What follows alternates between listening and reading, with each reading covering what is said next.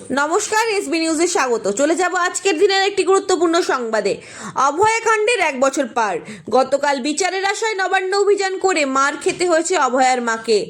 এমনই এক আবহে অভয়ার বিচারের দাবিতে এবং গতকালের ঘটনার তীব্র নিন্দা জানিয়ে মেদিনীপুরে অভয়া রাখি উৎসব বিজেপির।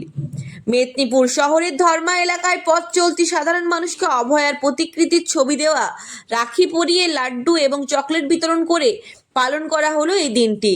অভয়া রাখির পাশাপাশি ছিল প্রধানমন্ত্রী নরেন্দ্র মোদী এবং সুভাষচন্দ্র বোসের ছবি দেওয়া রাখি। পথ চলতি সাধারণ মানুষকে পরানো হয় এই রাখিও। আজ শনিবার প্রায় সকাল 8টা নাগাদ শুরু হওয়া এই কর্মসূচি চলে প্রায় 10:30 পর্যন্ত। উপস্থিত ছিলেন বিজেপির জেলা সহ সভাপতি ডক্টর শঙ্কর কুমার গুচ্ছাইত, বিজেপি নেতা সুশান্ত ঘোষ, অন্যান্য বিজেপি নেতৃত্ব ও বহু কর্মী সমর্থক।